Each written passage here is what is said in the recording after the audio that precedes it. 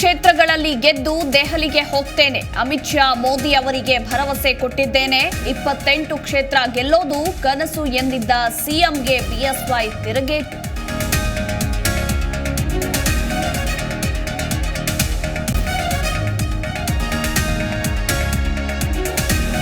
BSY ನಿವಾಸಕ್ಕೆ ಆಗಮಿಸಿದ doctor Sudhakar Chikkaballapur ಕ್ಷೇತ್ರದ ಮಾಹಿತಿ ಹಂಚಿಕೊಂಡ ಅಭ್ಯರ್ಥಿ.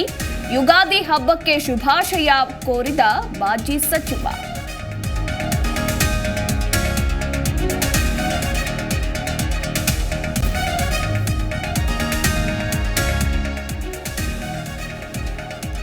ಲಿಂಗಾಲೇಶ್ವರ ಸ್ಪರ್ಧೆ ಆಟ ಯಾರು ಆಡ್ತಿದ್ದಾರೆ ಗೊತ್ತು.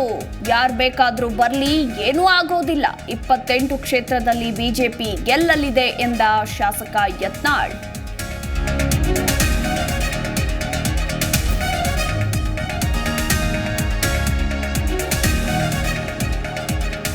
ರಿಯಾಜ್ ಒಳ್ಳೆ ಹುಡುಗ, ಅವನಿಗೆ ಗನ್ ಲೈಸೆನ್ಸ್ ಇದೆ.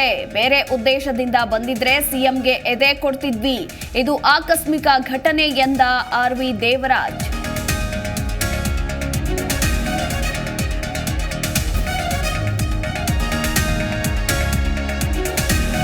ಅನ್ನದಾತ ಆಯ್ತು, ಈಗ ಕಾರ್ಮಿಕನಿಗೆ ಅವಮಾನ. ಬಟ್ಟೆ ಸರಿಯಿಲ್ಲವೆಂದು ಮೆಟ್ರೋ ನಿಲ್ದಾಣಕ್ಕೆ ನೋ ಎಂಟ್ರಿ. ಮಾನವೀಯತೆ ಮರೆತು ಬಿಟ್ರ ನಮ್ಮ ಮೆಟ್ರೋ ಸಿಬ್ಬಂದಿ.